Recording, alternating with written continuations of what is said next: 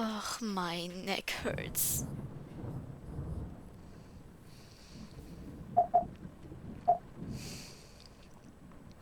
Yeah, we're gonna skip.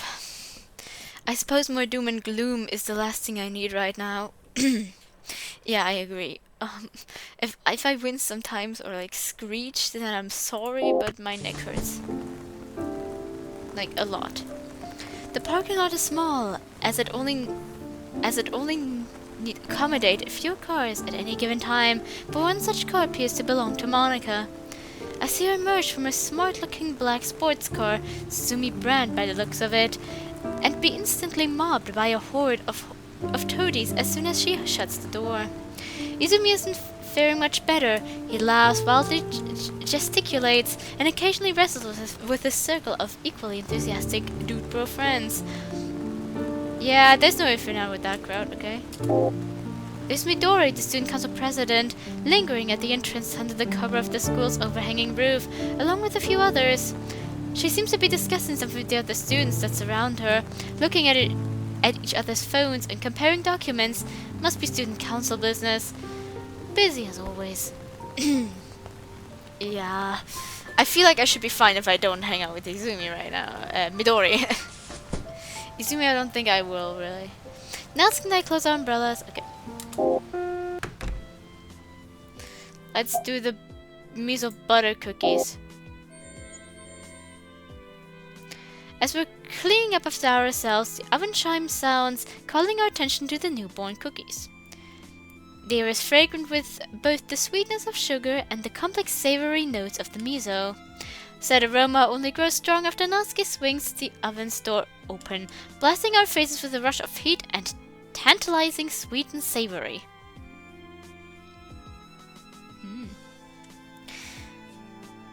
Well, hello there, my lovelies. She breathes in deeply, using her hand to coax the aroma into her nostrils like chefs always do in TV shows. Did I just kill a bug? A fly? I hope not. Yo! Let's get these bitches onto a plate. We gotta get them into the plate. She slips on a pair of mittens and extricates the cookie shade from the oven as I close it behind her. A cookie. I bite into it. It responds with a satisfying crunch, and the complex flavors fill my mouth. The miso hits harder and faster, causing a singing sensation in the back of my mouth. And then the sugar gently introduces itself, undercutting the miso's umami and overtaking it with a soft and sweet touch. After the instructor praises our work, more specifically Natsuki. Let's just let Natsuki answer this time around. Don't care. Yeah. Natsuki suddenly takes hold of my wrist and practically drags me away from the boy, who is barely able to stammer out an apology before we are out of earshot. Her face is darkened with an irritated scowl. Does she know more about this than she lets on? Oh, whatever. Girl stuff, I guess. It's not my place to pry. I do want to go the Natsuki route as well. Like, just focus on Natsuki. But I do think I'll go with Kizori first. And then I have seen, and like I was usually when I enjoy a mod, I kind of look up playthroughs after that. So I was already like looking it up so I can watch one later. Not just that, I realized that it seems no YouTubers whom like commentary aside of I Goes Raw, I think started it, but I think they didn't finish it. But the two people I saw that I think might have finished it weren't channels that really do commentary. But I also noticed one thing that was right away suggested to me was an image that also had Sayori in it. So if I can't figure out how to approach it, I might watch a little bit into the video, see how I'm going to get there, and then continue on. But I did see now an image of it. But I don't think I'm exactly spoiled because I don't fully know what happens in the scene. The title was interesting for sure. But I do also want to go with Natsuki. But I think I'll go first with Kizori and then the two girls. Maybe I should be at least a little proud of myself for managing to walk amongst the third years in my first class. Although, once I'm in the calculus classroom, all the coolness is suddenly replaced with tiredness. These kids look like they've been through some shit. Hopefully I won't look like this in 2 weeks. But given the pace our teacher seems to do this thing, it's not looking good for my mental and physical health. Speak of the devil, I'm prepared. I peer about the classroom as I gather my things into my bag and watch the others do the same. Seems Kazori's already gone. No point in me sticking around either. So where should I spend my... Nope. Yeah, I'm not spending time with Midori. I don't think I'll do with Kosei or Tsumi either. Maybe I'll do in a while. I have a bit more time again. And then maybe I'll do short run-throughs of what happens when I do these two the whole way through. And maybe what happens if I break off to Monika. I hope I have enough save slots. If not, there are specific things I feel like I can oversave without regret. But this I would this is where I start with where it's first time possible to even go for Midori's also there.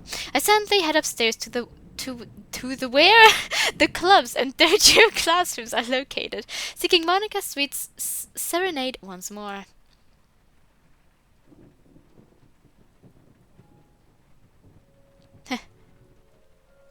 She really is playing Claire the Loon. The beauties.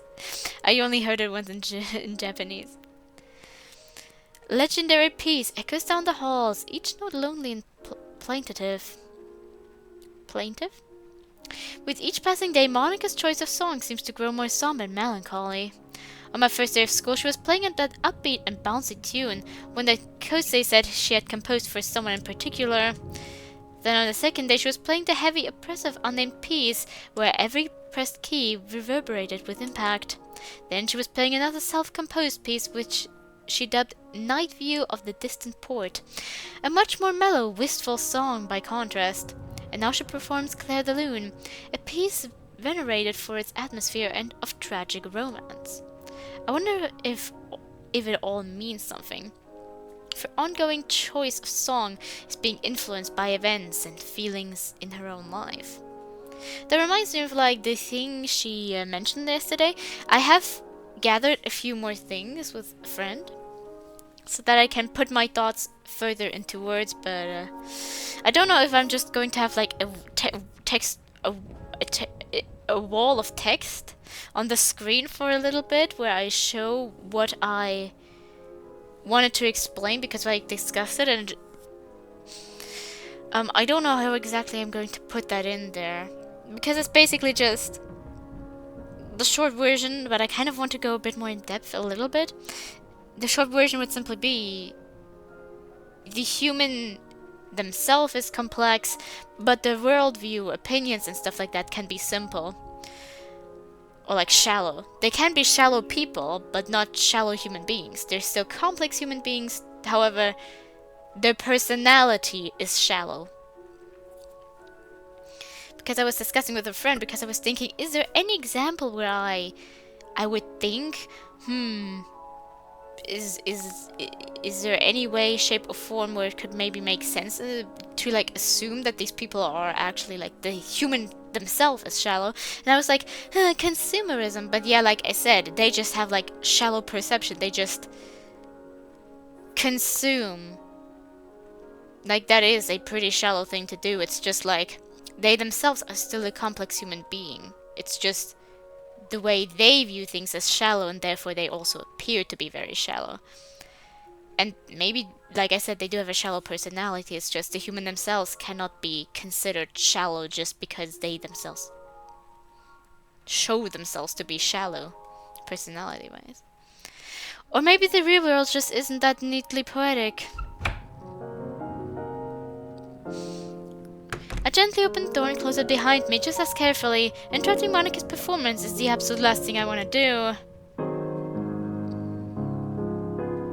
Still, Monika plays onward unabated. She's never once even been disturbed by any of my unannounced entrances. Perhaps it is due to how quiet and unassuming I am, or her own diligent concentration, or some combination thereof. Or perhaps she simply expects my presence at this point, my actions, a fatalistic certainty. Would it surprise you to learn that this piece isn't about a girl named Claire at all? Classical composers would often dedicate their particularly romantic or melancholy pieces to whichever girl had captured their affections at the time. Beethoven's Für Elise. Well, I said it now, Für Elise. Für Elise. I don't know how to say it in English, so I'm just going to say it in like German. Kreisler's Schön Rosmarin. Rosmarin. How I'm assuming in English you say schön, schön. How do you pronounce like these ö and ü? I don't know. I've never seen someone try. Even Depressing, like I said, I've never heard that in English before either. I've read it before in English pieces, but like I've heard it before in Japanese like this. In Madoka Magica. got in on the action with girl with the flaxen hair. That was exactly what was mentioned. But Claire de Lune is simply French for moonlight. A bit anticlimactic, isn't it? There's definitely something romantic about moonlight, though. And the song in particular, what's more... That's because moonlight isn't actually all there is to it. Claire de Lune does simply mean moonlight. But it's actually named after a folk song, typically played as an accompaniment to scenes of the lovesick pirate in French theater.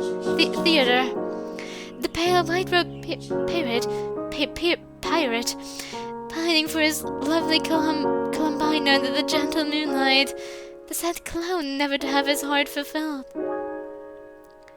Now you're starting to see the image this song evokes, no? I think out of all the archetypes of the Commedia dell'arte, pirate is the one I relate to the most. Because you have an unrequited crush, you have nothing, you give but receive nothing. You want something you can never have. I mean, that would be the simple answer because that's basically what you just described. Sorry, I just pulled my water closer. Oh, my neck really hurts. I slept very weird. And it would also make sense if we continue with the logic that she might have some type of self-awareness. I don't know. But I'm guessing this isn't Columbina you're pining after, is it? Something else, but something no more attainable. Welcome to the human condition, little mouse. I challenge you to go out into the halls and find someone who doesn't want something they can't have.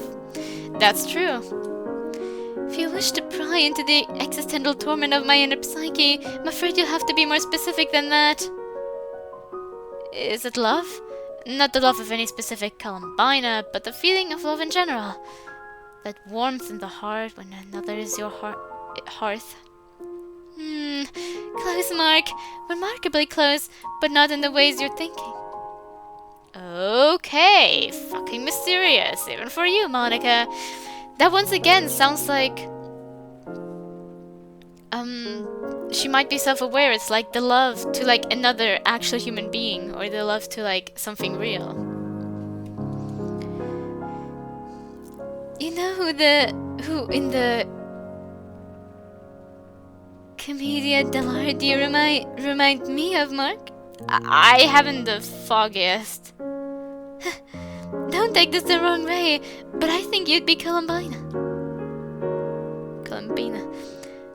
I am taking it the wrong way as we speak. You yourself said I wasn't in love with Columbina. Fair enough. So what makes me the gossiping? What makes me the gossiping knave, if not that? I told you before how I believe most people are shallow, that the vast majority in the school and outside of it really don't have much going on in their heads.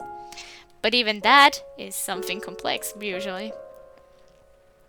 If you're that tired that you have nothing going on inside your head, then it must be because of a complex reason. You could be like, yeah, it could just be work and all of that. But even that has, if we go deeper, that also usually has something to do with something complex. Columbina is one of the exceptions. The rest of the cast is too wrapped up in their love lives, their egos, their greed to even see their surroundings.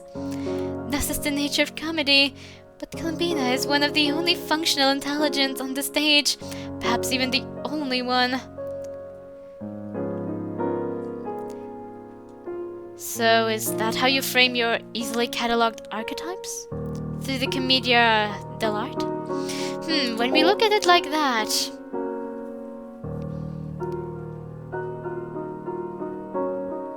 The problem I see in this is that I feel like Monik and I define shallow very differently, perhaps. Because, yes, love, lives, egos, greed, and then not the surroundings.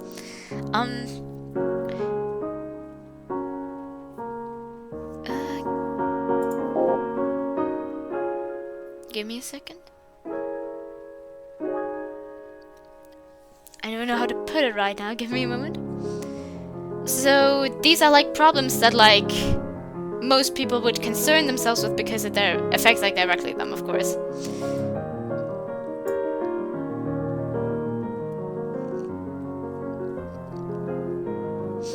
However, the problem is, like, you could consider...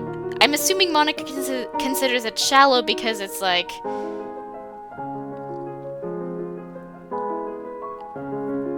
I'm not fully sure how she considers it, but I can see what she's going for, like, these archetypes. With, like, they just concern themselves with that and themselves and all of that. It's just that I see the complexity in the fact that love, life, egos, and even greed has some type of complexity to them. And due to that, I would still consider all of these things, complex.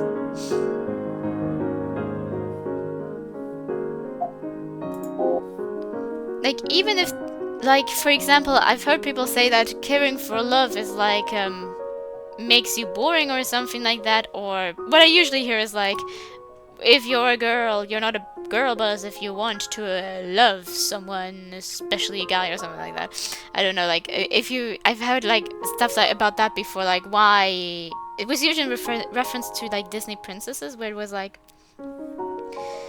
why are they so interested in love? They could have anything else going on in their lives. It's just like, there's nothing wrong with wanting love, and there is something complex to each and everyone's love life as well. I feel like that might be the problem with Monika and my perception of shallow, because what she's most likely focusing on is what the person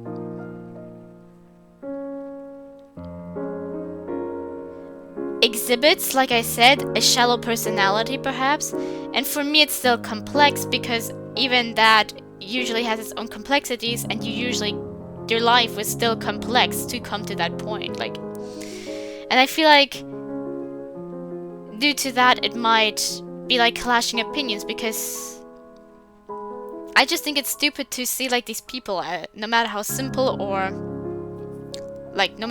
they might seem to be, like, even the people I used to see like and think of as shallow, in the end they weren't that shallow. They were like more than I used to give them credit for. And I feel like that might also be why it bothers me so much, because that's like a worldview I had to have, and that I had to have challenged for me to realize, no, it's not like that. And now it's kind of being sold as like one of the messages in the mod,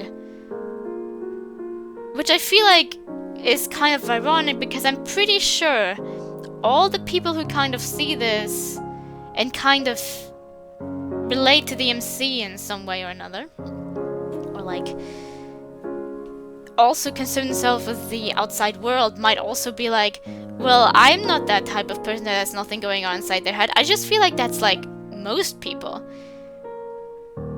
because everyone does have something going on inside their head, just the way it is expressing itself inside their head is different. For example, there is quite a lot of people who have been through a lot who, due to that, tend to space out frequently and not have anything on their minds or anything like that, or like dissociate, but it's still coming from a complex state of mind.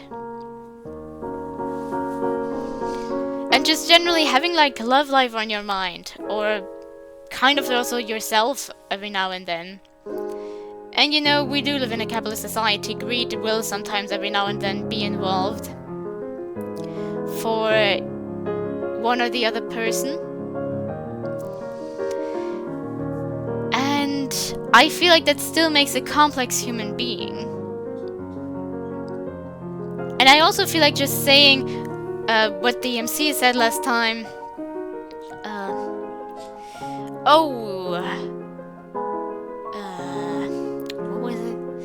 All these people being so happy and they don't even care about their lives and whatnot. I just have to ask, how do you know that? Because most of the time, I would not discuss about the things that actually matter to me at school of all places in front of other people. Or even when I'm with my friend group, I would usually wait until I'm in a spot that is more of my comfort zone to discuss specific things that, like these concerns of the economics. Because I feel like trying to discuss it at school is quite difficult. Just randomly. Like, I usually won't discuss specific matters in specific locations with specific people. And I feel like it's pretty normal just saying, oh, these people don't care. You don't know if they care or not. Because I have seen people where it's like, I would assume they would have cared, but they don't. And then they actually once held a conversation about that topic. It's just that they don't always let it on, because everyone has a lot of things going on in their life, and sometimes it will just be like, I will discuss that when it serves more of a purpose. So, would you believe me if I told you I just came up with all that as I was playing Clear the Loon? And here I thought you had this entire system laid out. If I did, I wouldn't use the commedia as my mnemonic. Say what you will about the Moratti and their romantic foibles.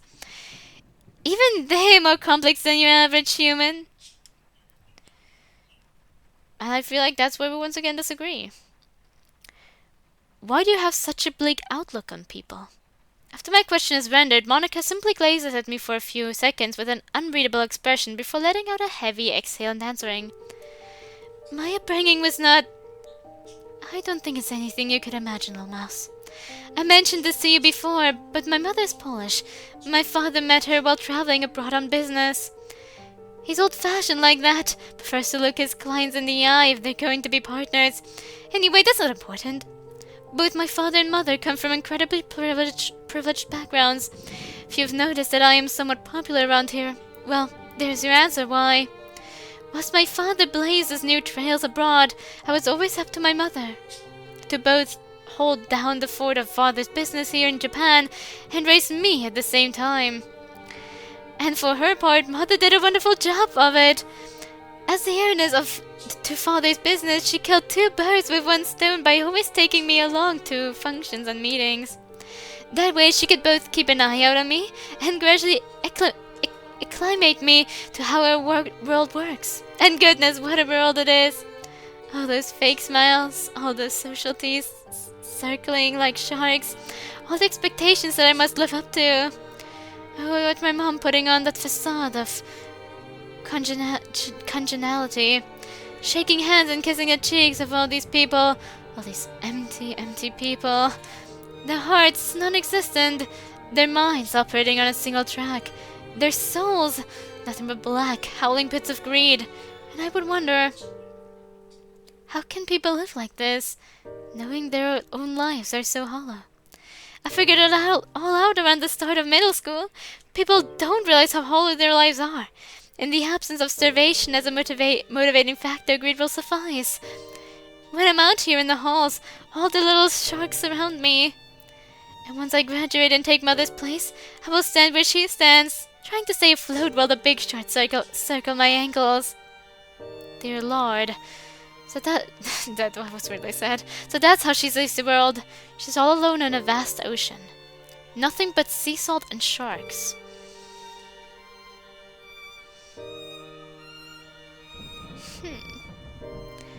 I feel like that's what I mentioned also last time. When it comes to corporate people, their worldviews are shallow. Their perception is shallow.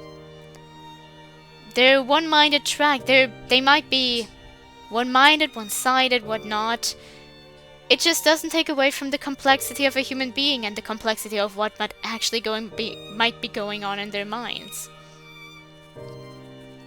I generally do believe that. Once again, that doesn't mean that those people are deserving of all the sympathy in the world. They could be horrible people. It's just that even then, they could still be complex. Even if they are cartoonishly evil, there is something complex in that being cartoonishly evil too. I'm working on something like that in one of my novels. So I kind of concern myself with people that truly just aren't redeemable, that don't come from any massive, horrific background and then turned evil. Some people just really are cruel.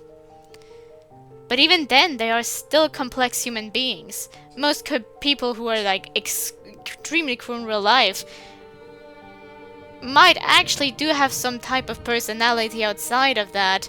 It just doesn't excuse the stuff they do. I've seen a lot of people whom I would consider cruel that are nice to some people. Probably not even fake nice, but it's just a conditional kindness because the specific person fits into what they would deem deserving of their kindness. But even then, that doesn't mean it's fake kindness, it's just conditional. They don't even notice that either. And the thing about being hollow and not even realizing that you're hollow, that is already complex in itself, I would say. And I feel like that's where Monika and I are different in perception-wise, what we deem shallow. It's just, for Monika, they are shallow because, well, they are this kind of cruel generally. Being only kind conditionally is also part of being cruel. And I kind of see that still as a complex thing. I can see her point of view to a certain degree. I just hate when people push it onto others because that's what I used to do, really.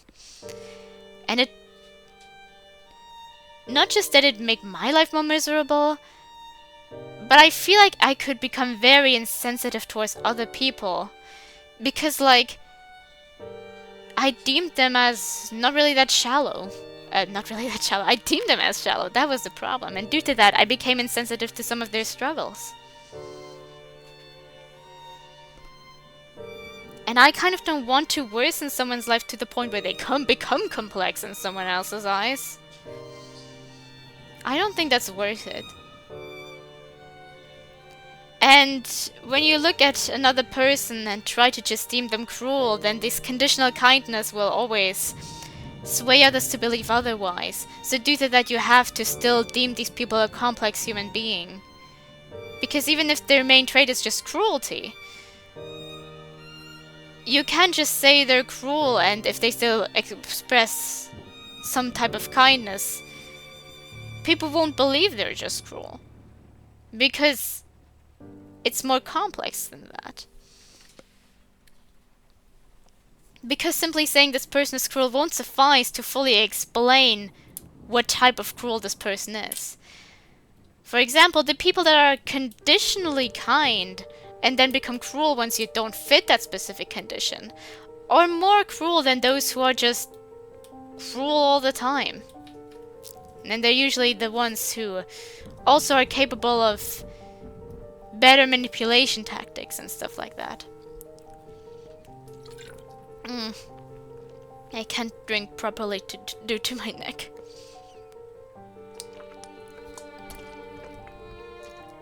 So you must hear it more than usual, probably.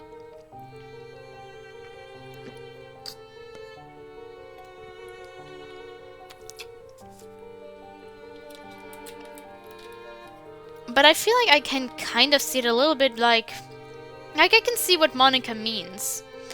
It's just...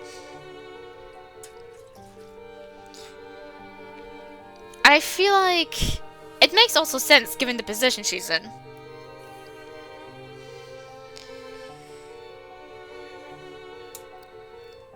It's just...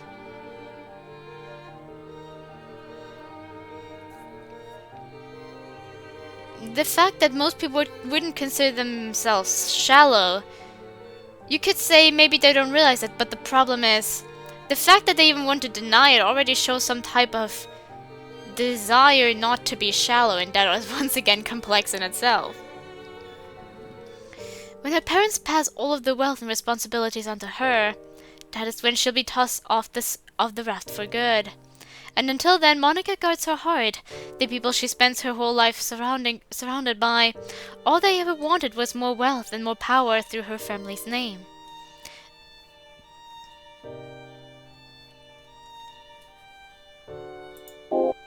No wonder she sees human beings as shallow and simple. No wonder why the world would seem... Did you think you had me figured out just then, little mouse? What? A strict upbringing, an absent father, constant exposure to the worst sides of mankind. That would have been a very neat and tidy summation of my character, wouldn't it? I frowned stiffly and cast my gaze aside, heat filling my face, the whole time playing me like piano keys. You just made that all up then? Who knows? Maybe I did. Maybe there are flakes of truth buried under the fiction. Or maybe I really did just pour my heart out to you, and only decided after the fact to play it off. If I were a character in a story you're writing, which one of those possibilities would you pick for me?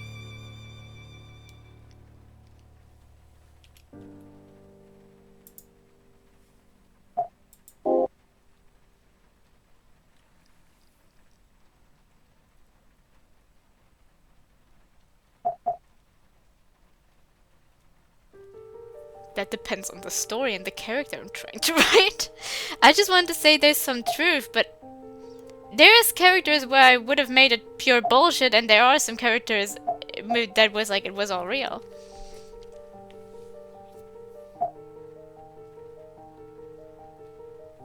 So you know what? I'll just go with I don't know, because I don't know what character I would attempt to write like this. Typically, when writing a character, I would know that character inside and out. Their actions and words would come naturally to me as the person most familiar with them. So, I don't know. I don't know what you do, Monika, because I don't know you and have yet to figure you out. Fair enough. Probably the most practical and level-headed answer you could have given. Since you were such a good sport and answered my question, I figure you're due for some honest answers of my own. Are you at least that much? The reason I have such a bleak outlook on human beings is because I'm always interacting with them. No offense, Mark, but I'm guessing you're not the most social person in the world, are you? Oh, don't worry, I have interacted with a lot of them. No, I suppose not. Believe me, you're better off. I'd much rather have 3 of 4 close friends than 100 distant ones. But, for one reason or another, I'm stuck with the latter. When you're as fortunate as I am, it's harder to lose friends than it is to make them. And I spend a lot of time listening to the vapid, uninteresting first world problems, the tiresome social games they play, their thinly veiled self-absorption, and those are still complex things. That's the problem. Does that sound to you like something that inspires faith in humanity? I could talk with my friend about it, because he spends a lot of time interacting with others. And given the fact that that he still has faith in humanity, I feel like they would need more, or he's just a optimistic person by nature.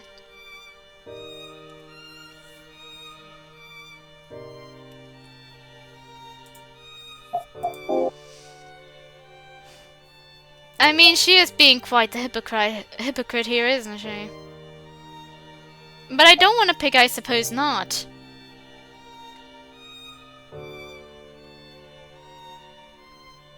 Because like I said, I know someone who interacts with humans a lot. Multiple people actually, who work like in environments where you constantly interact with humans.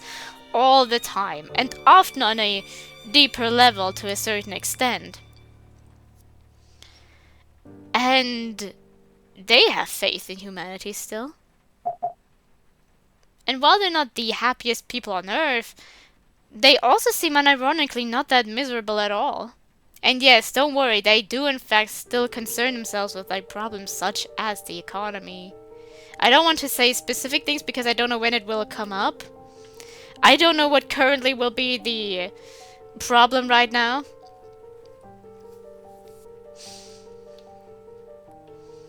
In the world.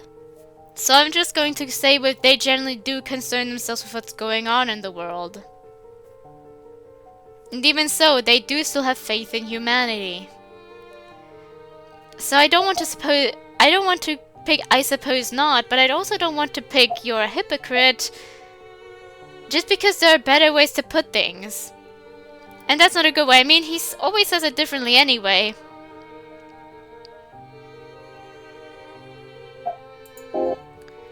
She monologues about the fakeness of the people that surround her and the pointless games they play after having made up an entire false backstory just to make a point. Ha! Fair play! But the difference being, when I monologue and spin you yarn after yarn, I'm doing it to make a point, as you said. You'd be surprised by how many people do that. I don't flap my lips simply out of a perverse desire to hear them flap. As far as I'm concerned, most people do in fact just want to make a point about their feelings and stuff, even if they don't seem understandable to others. Or to me. I have, for a long time, for example, not been interested in, like, romance. For a long time now. I suppose you could say the DJC girls are my girlfriends, but... overall, I just have completely lost most of my interest in romance as of a long time, really. I do enjoy writing about it, but I don't really engage with it. And even so, problems like romance are still problems that need to be taken seriously.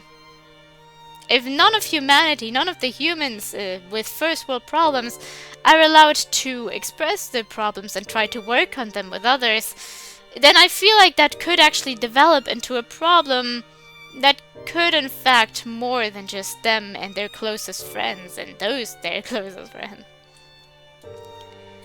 I'm not entirely convinced of that either. I know I'm not immune to my own self-indulgence, but you're the first person I've met who's ever called me hard on it, Mark. This is why I like talking to you. I can't simply operate on autopilot. I have to actually think about what I'm saying. So does that mean at least part of what you said before is true? That people in the school are drawn to you because of your wealth and status? Perhaps. Maybe it's because I'm so beautiful and charming.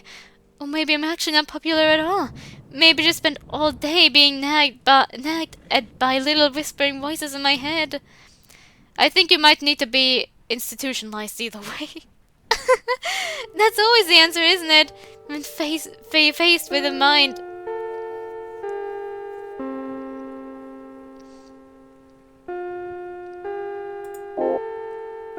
As brilliant as my own, you normie people just want to...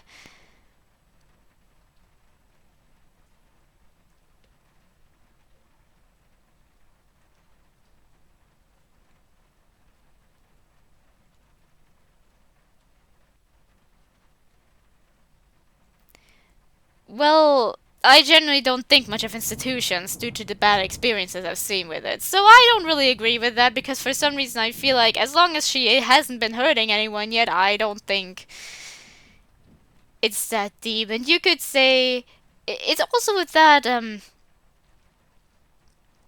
my friend has made encounters with literal people who lack empathy, and most of the time they're not even that dangerous compared to some others who seem to be, according to professionals, completely fine. Yeah, completely fine. I mean, maybe on like a mental health level, well, not mental health level, maybe they just don't have disorders, but I'd still say they are not of a good state of mind. Before we can continue any further, the bell sounds, calling us to be normal people doing normal things. We step out into the halls, into the senseless whirl of indistinct voices and indistinct faces. Yo, Monika! Good evening, Ryuji! Monika, Mochizuki and the girls want to go to karaoke tomorrow at the school. We'd love to have you. sorry, Hiromi. Got club business to take care of. I simply follow along with her, nonplussed at the sheer amount of attention she draws simply by existing. When our paths inevitably part, she does not even bother saying goodbye, but neither do I. The sharks pay a single remora no mind as we drown in the sea of smiles. Frankly, some of them are maybe just really happy.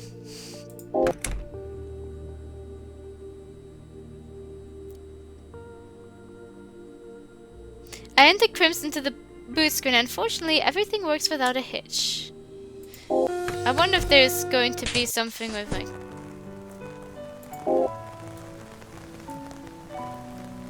Hey kid, I'm guessing you're in the club yet since you're going home early and everything. Technically, yeah. But I'm gonna stop by your club tomorrow and see about joining it. Tomorrow? What club is it? The literature club. What the? No shit? Huh? Is that a problem? Dude! No problem at all! I'm in the literature club! I was just about to invite you before you dropped that bombshell! You? You're in the literature club? Fuck you! Don't look so surprised!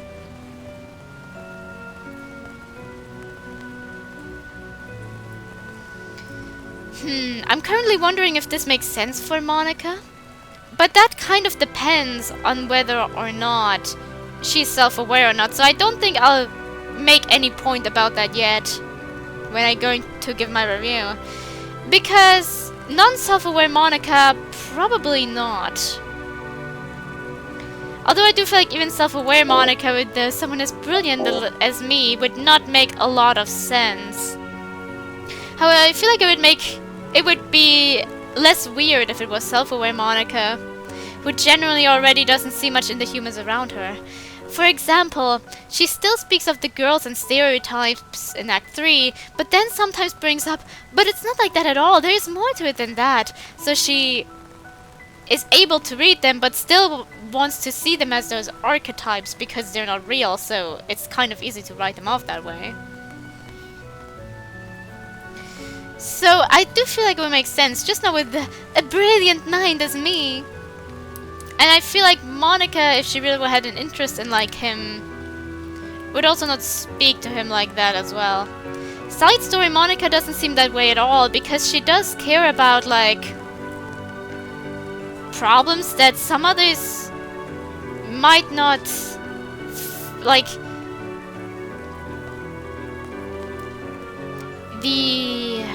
Give me a second, I need to drink.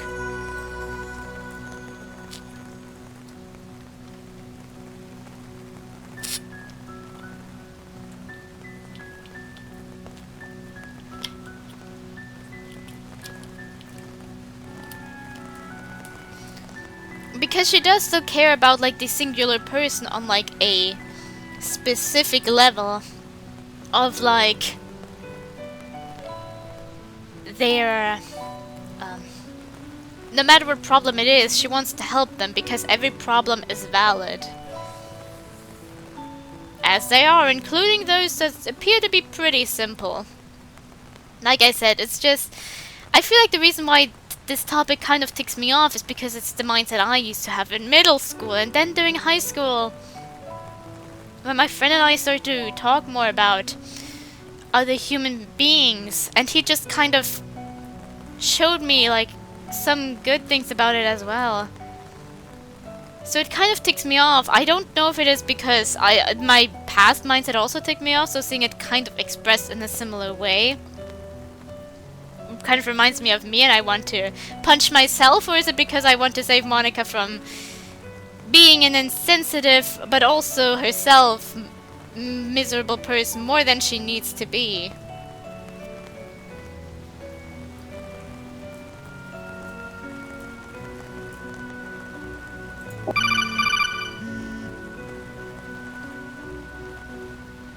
Thanks God we had a series in that music club in for a while there, didn't it?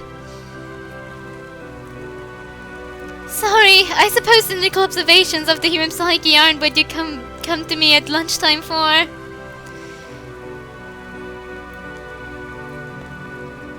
Oh, what do I come to you for then? My lovely music, of course! Winky face. I'm sure by now you must have heard all sorts of things about me from your classmates. Things about my social standing, my history, my ego, my distinct lack of sincerity. Perhaps you've a few assumptions of your own, little mouse. Supposing I did, they were quickly proven wrong just by talking to you for a while. So reasonable of you. But despite all that, I hope you believe I am being completely sincere when I tell you this. You are the only person I have ever talked to about my outlook on humanity. That's so? Do you think I'd be as popular as I am if I did? Sure, there are some among the student body who see through me, hence why you may have heard some of the things you've heard. But those people are outside of my social circle, and thus it is chalked up to sour grapes. Is that why you're telling me all this? Because you know I can't do anything to hurt your social standing? My, now who's being cynical? I'm telling you all this because I like you. Because I think you can see past all the noise. Because you don't judge people, you just try to figure out how they work. Do you enjoy being my greatest challenge yet? Utterly! She's inscrutable, that's for sure. Which only furthers my fascination. Oh god, this is how our relationship is going to develop, I see. If you're in the literature club, you must know Monika, right? God damn! You know Monika too! I don't want to be another simpering social climber that constantly jerks her off, but I'd be lying if I said there's anyone better in the school to be our leader. Not to say I'm super close with her or anything. I don't think anybody's super close with Monika. But if you're already tangled in her web, I guess I don't even need to try recruiting you.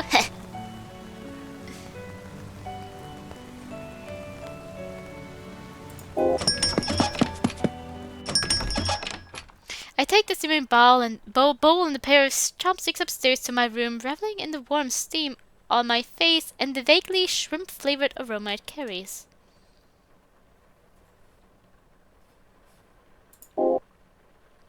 My lunchtime discussions with Monika have led me down a rabbit hole of human psychology on the internet. In all 10,000 plus years of recorded human history, there has never once been a conclusion to the basic nature of man. That's true. At least not in the same way as there are objective measures for things like mathematics and physics. The human condition is a bedeviling puzzle indeed. We did have that,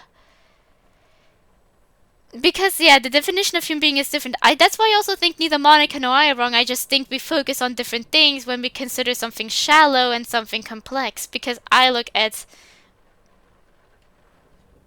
everything of the human being, and I don't want to say Monika just looks at what the human being expresses, because that makes her opinion, that makes her things seem more shallow.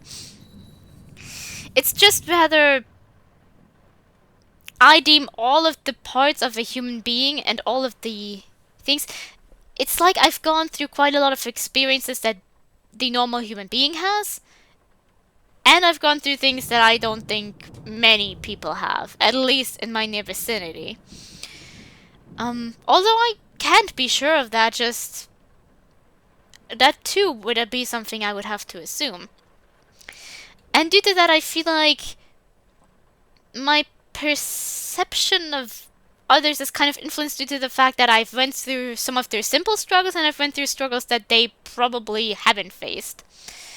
And due to that, it's a bit of a thing where, like, the more simple, more normal struggles, like back then I did have like a attempted love life and all of that, and due to that I feel like I would still deem that a struggle compared to the other portion of my life, and due to that I can still call it a struggle as well.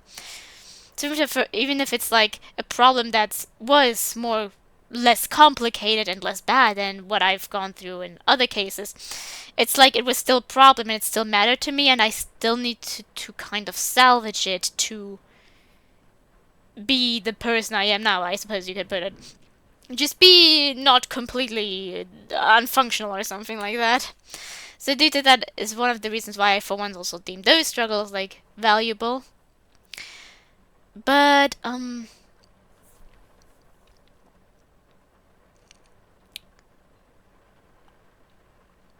mean, wouldn't Monica have also gone through something like that?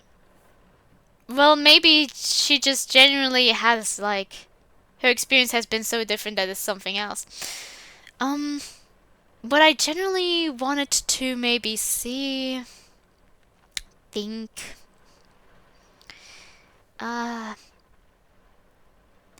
I don't fully know how to define what Monica and I see differently. Because I can see what she's getting at. Why she deems people shallow, because it's like I feel like I would call it I feel like it's just the term shallow that might not sit right with me, or it's simply the fact that it's calling the human shallow and not just a specific part of it. She focuses on a specific part because it's that part that genuinely should matter the most. For example, when let's go back to corporate companies greed and stuff like that. The thing that generally does matter is like she focuses on the thing that really matters there, I suppose you could put it. When a person is cruel or simple and shallow there, then that's what they kind of are. That's the important part there. And what I kind of try to look at is outside of what's important as well. I feel like that makes it more even because it keeps reminding that Monica is just focusing on something without, I feel like with putting that it's one of the more important aspects, still showing that it is not just her being shallow, like never minded herself, because I don't fully think that's true. I just feel like I just prefer to look at human beings as more than this portion that she's looking at, because while it is the most important, because it's the way it impacts other people, or like the majority of the world in some cases, for example specific companies or specific figures, high figures in high classes, but I still feel like it's important to still look at them as complex human beings, because otherwise it would be easy to write specific things off.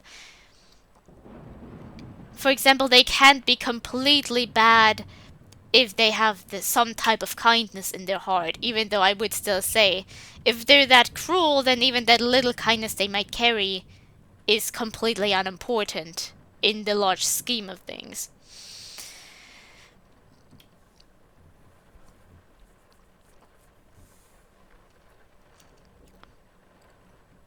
And I just feel like instead of trying to just point out that there's even this kindness, Monica just focuses right away. They are the cruel person there.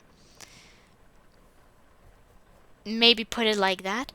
I don't fully know. I feel like our opinions shouldn't fully clash, because I see what she's getting at. Because she did point out nothing's going on inside their heads. It's just there is something going on inside their heads. It's just maybe to the largeness of the world it might not matter, unless it's like all people are effective and do in fact not focus on everything. But like I focus especially also on the individual than just what they resemble in the grand scheme of things. I look at, for example, the students that follow her. This person that liked karaoke, it might be that another student who follows her might not like karaoke. That's a pretty simple way of putting it, but I feel like it might get the point across. There's still going to be different individuals with something going on inside their minds, inside their hearts, with different ideas they have, with different objectives and desires they have with approaching Monika. And for Monika, what might matter the most is they still aren't approaching her for her. I feel like that maybe could also kind of, like, they're still pretty simple. Like, this person who likes karaoke and the person who don't like karaoke are still pretty simple-minded in specific other things. And they also, like, for her it doesn't matter why they desire to be closer to her. The point is, they desire to be closer to her, but not because they have an specific interest in her as a person, but because she's popular, because she's wealthy, or something like that. Something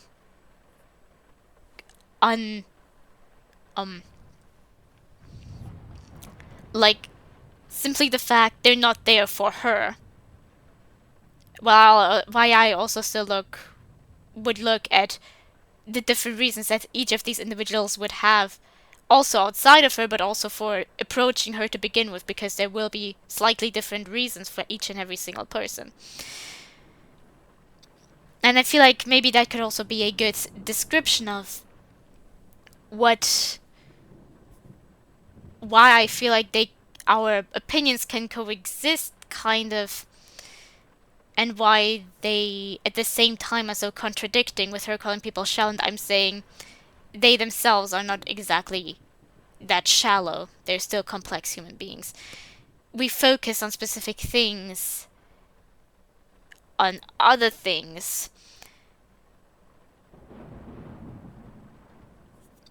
and due to that, it's clashing the opinions. But the more research, the more I realized Monika and I are more alike than we thought, and that we're both unique when it comes to our mental processes. See, I'm engaging in an inner monologue like this. Apparently, children develop at around ages 2 to 3 when our self-concept is starting to take shape. But not everyone has an inner monologue. In fact, most people don't. Studies vary widely depending on their methodology. Seemingly as little as 30% of the human population ever engages in inner monologue, and within that 30%, there are varying shades and ways in which it is experienced.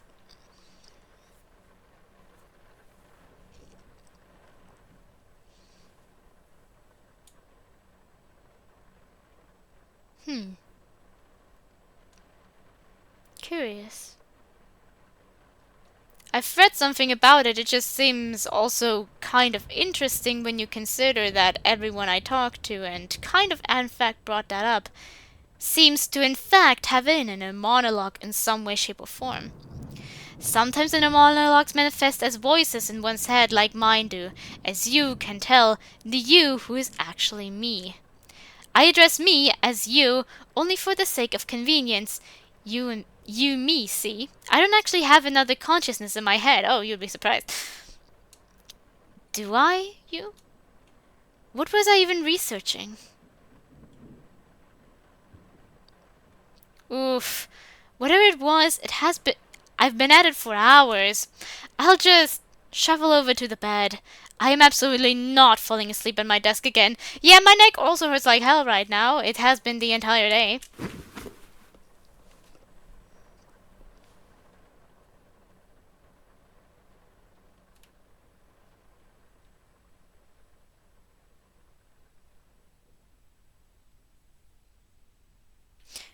I haven't liked this special poem.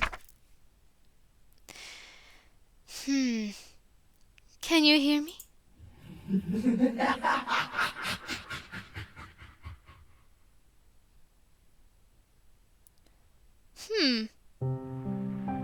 Let's see, do we have Monika? It's definitely your reality playing this time around.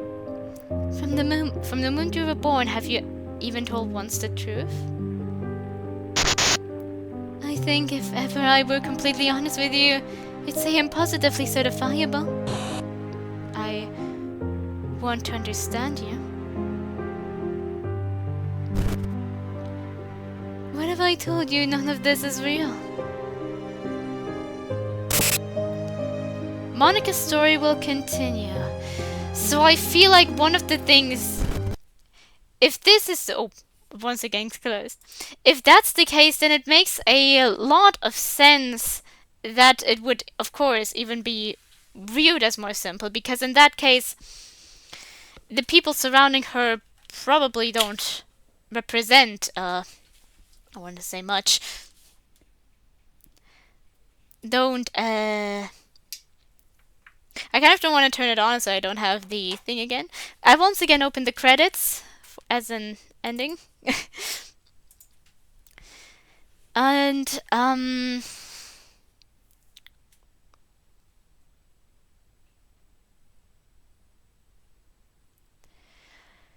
yeah, if this is related to like her being self-aware, then it makes even more sense for her to just deem people like even more simple-minded, because they're just there to serve the purpose of follow the popular girl and have different interests. Because then that makes a lot more sense.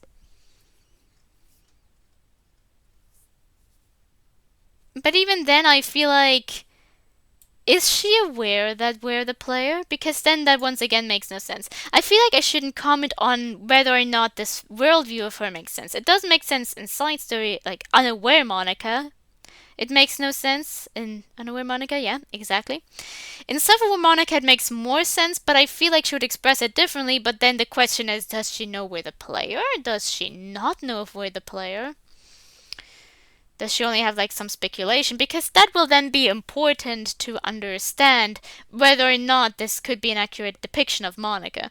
Because all of those things really kind of play into, like, her worldviews are wildly different in both poor, like, side stories, Unaware and Aware Monica. Have very different worldviews.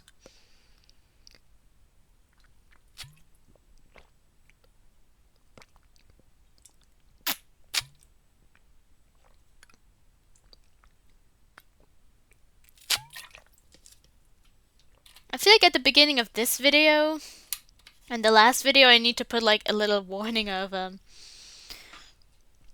I'm going to be talking and discussing things a lot about like personal things, and I'm not that good at expressing myself, especially on the spot, but I kind of don't always want to have like intermissions and be like, okay, so this is what I meant. So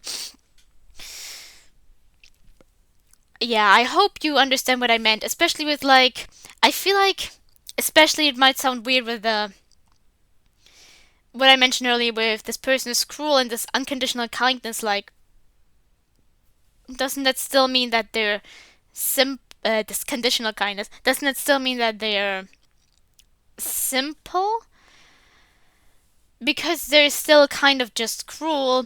However, that I feel like I should add here, one of the reasons why I deem it still complex is because there are people who are just cruel either way. But with the conditional kindness, there's again something else to it. And while it's still under the definition of cruel, because conditional kindness, can you even really consider that any kindness at all? It's still a new complex matter added to the cruelty, which kind of adds more complexity again to this cruelty. It's like a specific type of, like, the cruelty is still cruel, but it's kind of different. It takes a different shape, you know? But I feel like, once again, like I mentioned at the end, it's like I focus on the individual and Monica focuses on the large picture of what it means. Unless, of course, this is about it being like the game. But I feel like, yeah, if it would also make sense. Like, I think I've actually said everything I want to say. I feel like I've just been wondering, should I explain even more? But I don't think, if I've not been able yet to properly convey what I want to say, that I'm going to get much better now.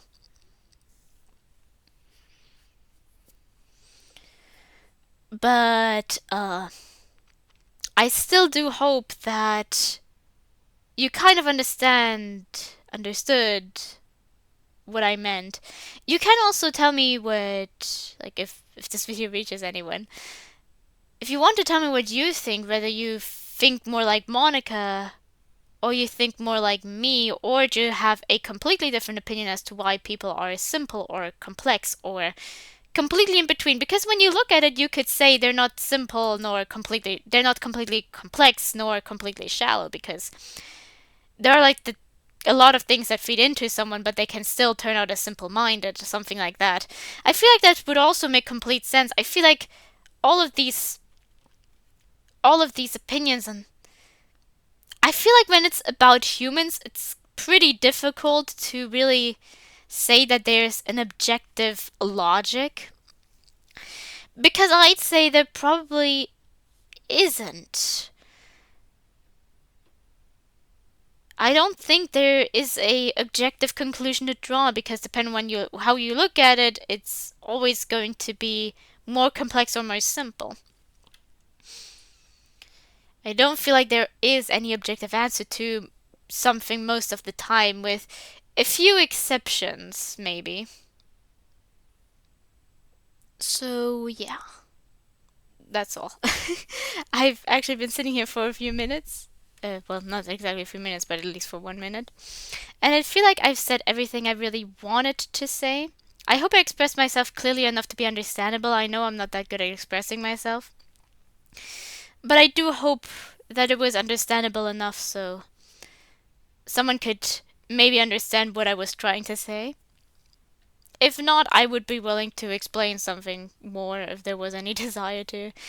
But I will end the Monica route right here. So, yeah, stay safe and have a good night, evening, morning, or afternoon. Yeah, that's what I wanted to say. Goodbye.